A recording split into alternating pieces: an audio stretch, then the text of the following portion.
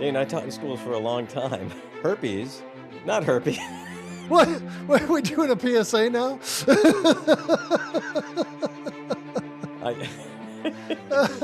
What I meant to say was... And got herpes. Welcome aboard. You've just stepped into Damn It, Jim, the podcast. My name is Dana Smith, and I'm happy to be your captain and navigator on this adventure. And with me, as always, the chancellor of Damn It, Jim University, teaching 5 beer classes a day, Dan Calzaretta. Good evening, Dan. Dana, I'm wearing shoes and socks. And chancellors apparently, in the future, don't have to wear either. Yeah, do you like drape yourself over every piece of furniture as well? So I'm going to start, yeah. Yeah, that'll impress the students. I mean, is it just me, Dana, or is it weird? You know? It's weird. Okay. I feel like we're at a slumber party all the time. Yeah. I mean, not like you and me, but it's just watching the show because she just comes in and plops down on the couch. She's got her feet up in the air, which do not have shoes on them. Right. And this is Chancellor Aki. Well, remember last week we talked about Ake and what that meant in different languages? Yeah. Yeah. In Sanskrit, it means the shoeless one. It's not the smelly shoeless one, is it? So, well, I think it is. Or is that just implied? So, yeah. Well, what is her other? It's what is her first name again? Lula? What is it again? Oh, I haven't looked in so long. I can't even remember. Maybe that means stinky shoeless. Here we are. This is the 5th episode, Dan. We are halfway through the first season. Wow, that's great, actually. Yeah, I'm stoked. The title is Series Acclimation Mil. I think the title should be different, Dana. I think it should be Series Person Acclimation Mil. And then it could be called Spam. That would probably be better. Oh, yeah. You know, the character was named Spam. See, I would watch it just for that if they had a character named Spam. Well, instead of green eggs and ham, it could be a 6-pack and Spam. Which I'm glad that dry January is over because I needed a 6-pack this morning to get through this episode. So. Wow. Okay. Well, this is going to be interesting to talk about. Series Acclimation Mil is a whole episode. Yeah. About Sam. Right. Sam the Hologram. Right. Sam the Hologram. Yeah. When they start the credits and it says CBS Entertainment or whatever. Right. Then there's like a little stick figure kid and some other like little drawing on there. Yeah. That comes up and it's like, oh, wait, little kid talk. And then we hear Sam talking. Yeah. That bugged me. I got to say that already. Oof. I was like, I hope the rest of the episode is better than that. That set me from like the top of Everest on a downward spiral at 4,000 miles an hour. Okay. All right. I thought, whoa, they can't really be doing this. And they did. And they did. And I say this started off like a kid's show. I'm talking a little kid's show. Wee little children, Dan. The wee little ones, Dana. Yeah, not the wee people from the bushes and that are searching for a pot of gold, Not them. No. This is the little tots that you have in your house, sometimes, and daycare type stuff. And let's face it, Dana, not the sharpest crayons in the box. No. A lot of broken crayons. A lot of kids eating crayons too, probably. Yeah. Sam is going around the academy. Yeah. And she's discussing all the different species and says that, there's like 4 bazillion different species found or something. I can't remember the number. There's a lot. It was more than you find in the 64 color crayon box, Dana. Didn't they have like 120 color ones that had like the little sharpener on the front? I was going to say the built-in sharpener. Yeah. Yeah. I wonder what the biggest box of crayons is now. It's got to be bigger than 128, don't you think? Oh, yeah. Yeah. Kids, they got it made these days. Unless they're watching this show. So she includes the fact that she is the only photonic cadet. Which means like a hologram, right? Yeah, and I used to work in photonics, so I kind of perked up. Thought, okay, we're back on track. Okay. No, I was wrong.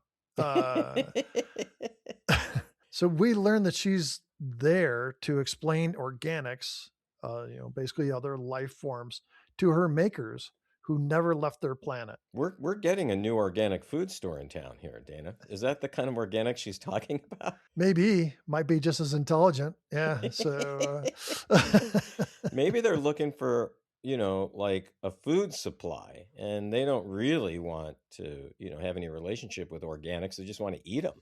yeah. Yeah. So Sam points out that Keonians, The Cahonians. See, the big Cahonians. that's the irritating Australian guy. Is he Australian? Have we settled on Australia, not New Zealand or something else? Is he definitely Australian? Do you know? I thought I saw somewhere that he was Australian, but let's go with that for now. As long as no Australian listeners get upset with us if we're wrong. We're not saying all Australians are irritating, are we? I'm not. I've never been to Australia. I have no idea. But I've been to New Zealand. I've met the several Australians, and they were always nice to me. Boy, they can drink. Now, Dana, you had to have said to them the line and the only line. I mean, there's a couple of lines, right? There's probably, something from The Crocodile Hunter. He was Australian, wasn't he? Yeah. And then what about from the movies, the guy with the big knife? What were those movies again? Crocodile Dundee. And then you got The Dingo Ate Me Baby. The most famous one. Yeah. Yeah, the best. Yeah. So anyway, she points out that they can't eat bananas. The Cahonians. The Cahonians, yeah. In case you forgot where we were. Yeah. And and when they do, they vomit glitter. And so we see the Cahonian eat a banana piece, and then he's like, "Look, no problem, I'm okay." And all of a sudden he turns and literally vomits at the camera glitter. Dane, I taught in schools for a long time. Herpes, not herpes. What are we doing a PSA now?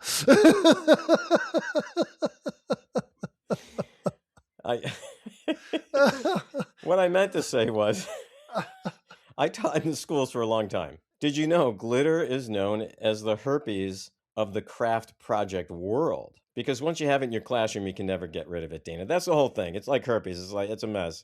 You never get rid of it. The joke was meant to, kind of come out a little bit better than that. But anyway, there we go. Okay. So he pukes up herpes all over the place is what we're understanding. Glitter. He puked up glitter. Glitter. Okay. Same thing. And I thought, what am I watching? Is this, some fourth grade TV show? I mean, I became incensed isn't a good enough word. Almost furious. Wow, really? Okay. You didn't throw anything at your television or anything else? No. Okay, good. Not that I remember. I kind of blacked out for a couple seconds, so anything could have happened. All of a sudden, the police are there. There's a body. Who knows how this all came about? Yeah, I mean, it's just the police understood when I told them what happened on a Star Trek show, so they were like, okay, it's all cool. Okay, they'd get it. I was thinking to myself, am I watching like the Teletubbies? I mean, watching, something like along those lines. That's what we should review next, Dana, the Teletubbies. I'm starting to think it might be more intelligent than what we're currently doing. Well, my kids used to watch Teletubbies, when they were little. And that was actually one kid show I could watch because I'd be like, whoa, this is like some drug-induced type of dream. The kids are just looking at it like, Tubby Custard, Tubby Custard. And I'm thinking, this is a metaphor for human existence. Yeah, I've only seen like bits and pieces of Teletubbies, and yeah, you got to take them. You got to take it in small doses, Dane, just like LSD. Small doses. Dane. I mean, from what I've been told, I've never done LSD. But... Well, we see that she's learning the theremin. The that thing. Yeah, it's a real musical instrument invented by a Russian scientist, by the way. Really? Yeah. Oh, yeah. Yeah, theremin. I think was his name. That's how they got the name for the device. Anyway, she talks about the interactions that she refers to as desire. Mm-hmm. And of course, we see Caleb and we see Genesis and they're exchanging looks. Dan, this just keeps getting worse. No, it was bad. That was bad. That was pretty bad. Yeah. The funny thing is, like said, that she's like pointing to his head, says there's decreased brain activity or something, increased blood flow, and she points to his heart, and then she says here, and then she points down. Another arrow goes down towards his pants and says, "And here." I chuckled through the tears. Yeah, I mean, it fit perfectly with our sense of humor. Actually, there were a couple of jokes in this episode that did. Yeah. So finally, her makers decide that she should be in a class called Confronting the Unexplainable. Yeah. Well, here was the unexplainable, Dana, and I was confronting it during this freaking episode. The unexplainable was, why am I watching this? I had no good answer for it. The unexplainable to me is why this episode got made. It should have shown her going behind the scenes and talking to the writers and asking them what grade level they're writing for. So she decides to discover the story of Benjamin Sisko. Now, see, I am a huge Deep Space Nine fan. Love it. I think it's probably one of the best of all of the Star Trek series. Now, I haven't seen several of them because I refused to pay for Paramount before having to pay for it to do this podcast. Have I mentioned that I got to pay for this, by the way? That sounds familiar. I don't know if you know, but I pay for it too. Yeah, it's not the same. So anyway, I love Deep Space Nine. Yeah, and I remembered that you were a Deep Space Nine fan. Yeah.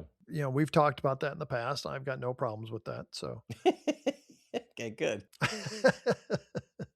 Dan, at this point, I'm thinking we should be reviewing episodes of Gilligan's Island, or but because she mentioned Sisko, Yeah. and the mystery around his disappearance, which I was not aware of, Yeah. I become mildly interested. Sure, that's what got me hooked at that point. Yeah. And I thought, okay, here's something I can learn, Yeah. something that'd be interesting for me, and maybe they'll do it in an adult way, so Right. I can really hold my interest.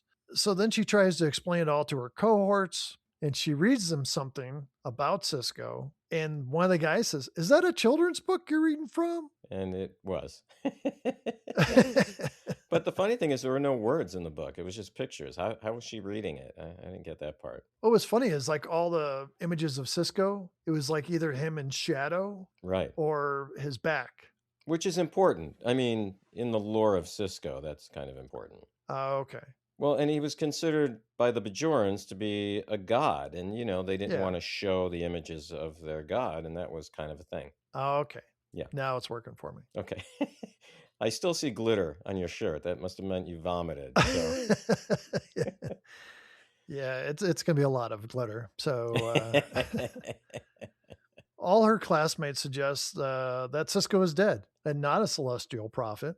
And Sam says she wants to prove whether Sisko is alive or dead because she wants to be a great emissary like Sisko. Yeah, see, that didn't really make sense to me, If you're looking for things that make sense, I think you need to watch a different series.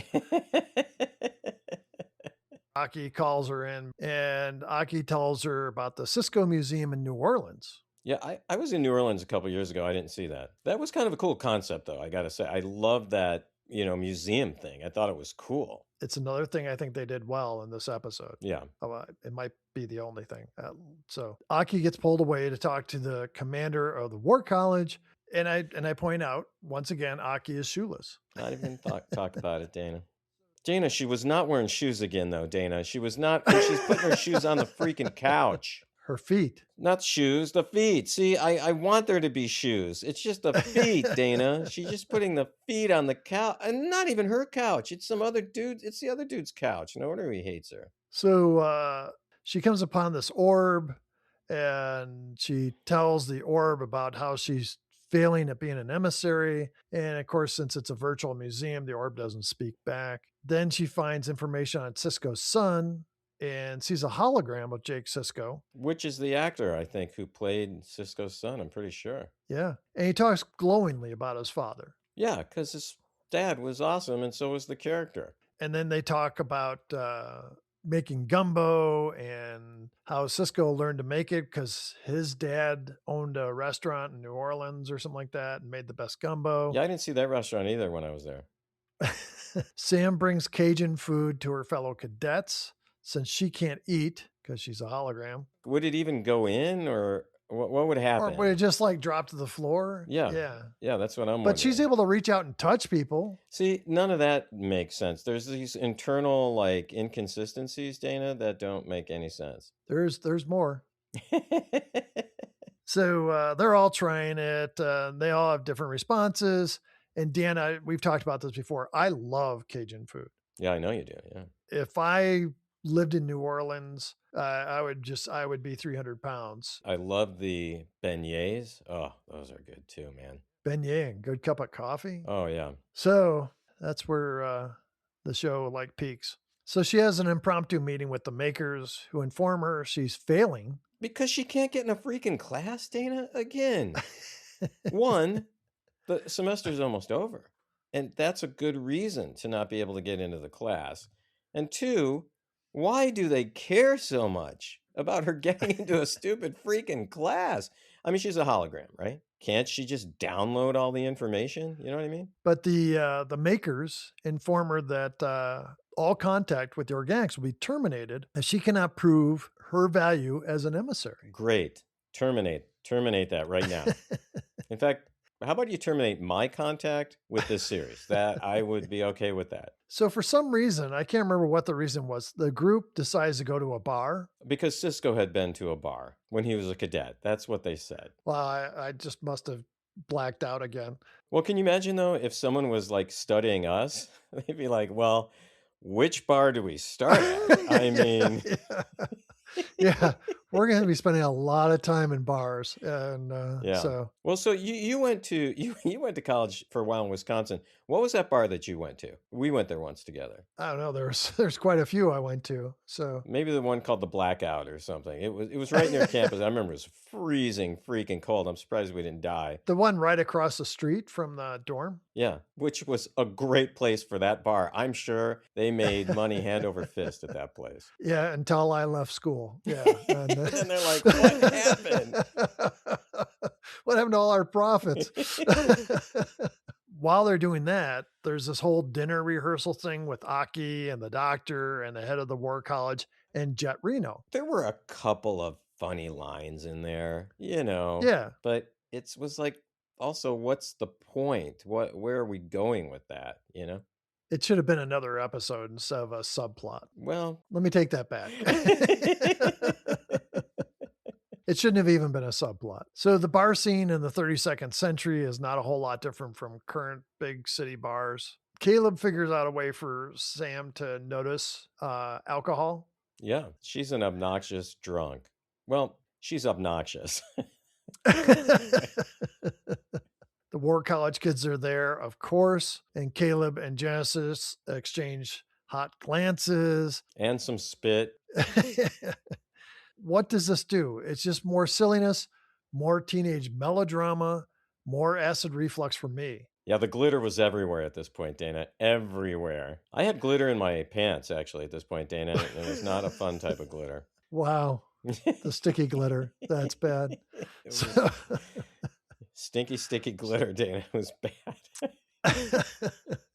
So back at the academy, Sam talks to her teacher, says she failed her task and she doesn't know what happened to Sisko. It doesn't matter how Sisko died or if he died at all.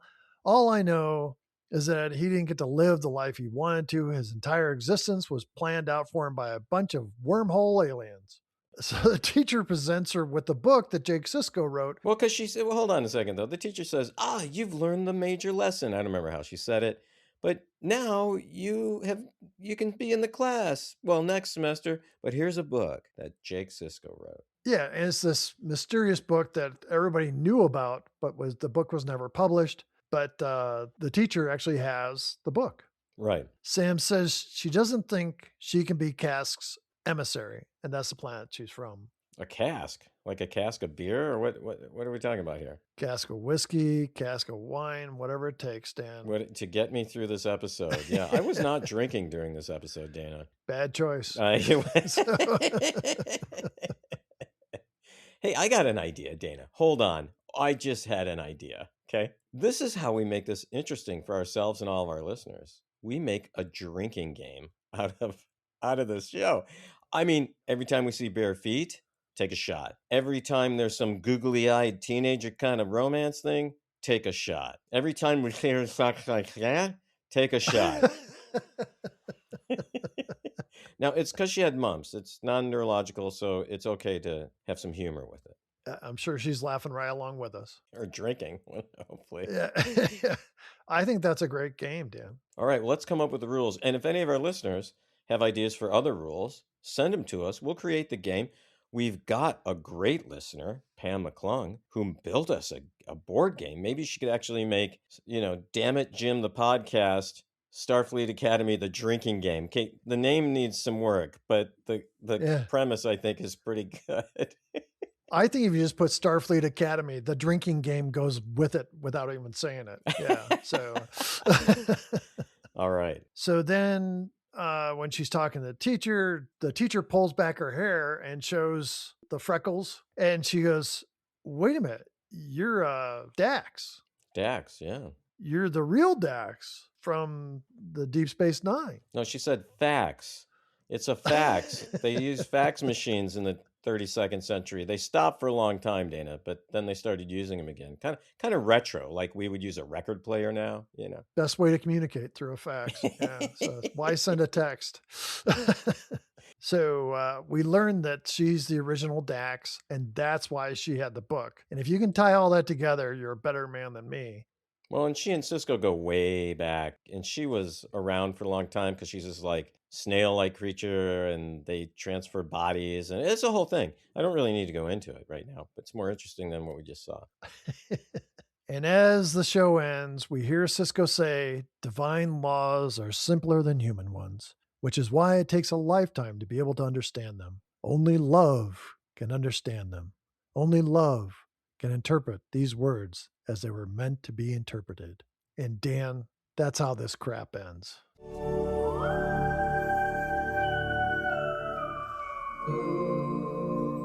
Why don't we go into like the pros, cons? Any pros? Were there any pros for you in this episode? Yeah, they found a way to put humor in here. And that's the best thing I can say. What about pros for you, Dan? It was focused only on one character. I mean, maybe not the character I would have chosen, but only one character, which meant that we didn't get a whole bunch of side garbage. We just got the main garbage. Do you have any other pros? No. No? Okay. I have one, and that is that it brought Deep Space Nine into this episode, and I really like Deep Space Nine. How about some cons for you? I mean, let's keep the list short, give us one or two, but what do you think? This is aimed at children, Dan. It's a feel-good show about being you and growing up strong and finding your path. It's more about Barney than it is about Star Trek. Wow. I used to hate Barney, but now Barney looks pretty good. We should review Barney. So it seemed trite and exceptionally simple. And just to be clear, this is not about the actor playing Sam. No. I think she's doing as much as she can with this character, and probably more than what a lot of people can do. It's the way they're developing her character that is aimed at children. And I do mean children, Dan.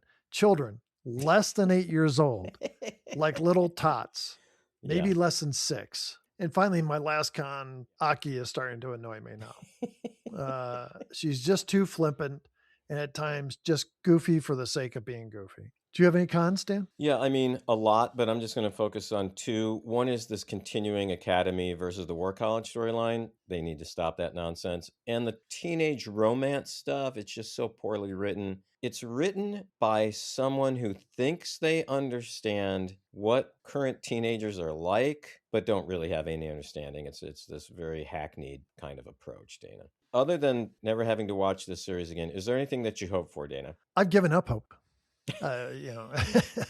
The writers don't know who they are aiming this show at. It's just definitely not aimed at longtime Star Trek fans. This is just futuristic, simple teenage melodrama to lure in younger viewers. And if there's any hope, it's that the writers and producers understand that the original Star Trek attracted viewers young and old because it didn't play to just one specific group.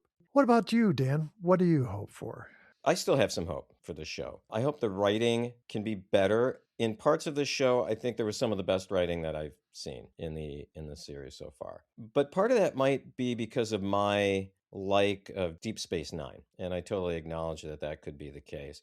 If someone's never seen Deep Space Nine or didn't like Deep Space Nine, this would not mean anything to them. This has nothing to do with, as you said, the actors in the show. I think they've all, probably done a pretty good job. There were some good jokes. There's an announcement that they're going to take a trip out to the Redwoods the next morning, and they say something about, so get ready for your morning wood. I mean, that was right up our alley, Dana. Yeah. So I'm hoping where there have been some glimmers of good writing, I'm hoping we get more of that, Dana. So Dan, why don't you share your final thoughts with us? Yeah, so I thought there were some glimmers here. I thought some pretty good writing in parts. I thought there was some good humor. I thought the dinner scene, for the most part, between the doctor and Ake and Tig Notaro and whoever the War Academy guy is, I thought there was some funny stuff in there. I think the series needs to stay away from those other things that I've talked about and that you've talked about, the trivial teen stories. Ake needs to put some shoes on. If that's in the drinking game, I'm going to be drunk in the first 10 minutes of any episode. And then this rivalry between the cool kids and, the underdogs, that needs to go away too. It's just ridiculous. Now, I'm a huge Deep Space Nine fan. This resonated with me, but you could have stripped away all the rest of it and built a crossover episode between Starfleet Academy and Deep Space Nine with all the silliness taken out that we've already talked about. This could have been a pretty cool episode, right? And it could have launched us maybe into some interesting stories. But there are only so many of these types of episodes you can do. If their hope is, we're going to get the old Star Trek fans in by including these little crossover kind of things, you can't do that too often or it just becomes boring. You're not going to get away with that for very long. How about you? What are your final thoughts? I'm laughing, but I'm sad, Dan. The first two episodes showed some promise. Now we're seriously watching The Summer I Turned Pretty in space or Outer Banks in space. I don't know either of those things. They're current teen shows. Oh, I had to look them up. Okay. You did some research, Dana. These shows are all aimed at young adults, and those shows are good at what they do because they focus on their audience, which is young adults. But here we have a show that tries to appeal to the very young and the middle-aged, but I don't see how anyone over the age of 15 is going to appreciate this show. I feel like my loyalty to the Star Trek world is being assaulted, Dan. So now I'm just an angry old guy. I don't fit in that group. The 6 to 15-year-olds, and I'm feeling kind of left out. And if this is the direction that they think Star Trek should go, then I guess, we're going to be reviewing Babylon 5 or something because I can't continue at this for very long. It's painful. I just want something that is fresh and exciting, that feels like it's, part of the Star Trek world. Right now, I don't feel like this is part of Star Trek. All right, Dana. Well, hopefully, we can make it through the next 5 episodes. It is 5 more hours approximately of our lives, plus the talking about it, so we're talking close to 10 and a half to 11 hours, 12 hours, who knows how much longer, Dana, we have to deal with it. But, I'm game to keep going. Okay. Well, if you are, I'll suffer through with you. Hey, it was still fun, talking about it. Yeah. In a terrible kind of way it was. Yeah. So I look forward to meeting with you again next week, Dan. Well, thanks again for everybody who listens. Until we meet again, live long and prosper. Thanks once again for listening to Damn It Jim, the podcast. We'd love to hear from you. Please send us an email at dammitjimpodcast@gmail.com or join the discussion on Facebook, Instagram, or YouTube. You can also reach us at the Damn It Jim hotline at 509-676-6298. This podcast was produced by Dan Calzaretta and Dana Smith for Ramble Jar Productions. Editing by Dan Calzaretta. If you would like to be a Damn It Jim sponsor, please send us an email at dammitjimpodcast@gmail.com. Have a great rest of your week, and remember to live long and prosper.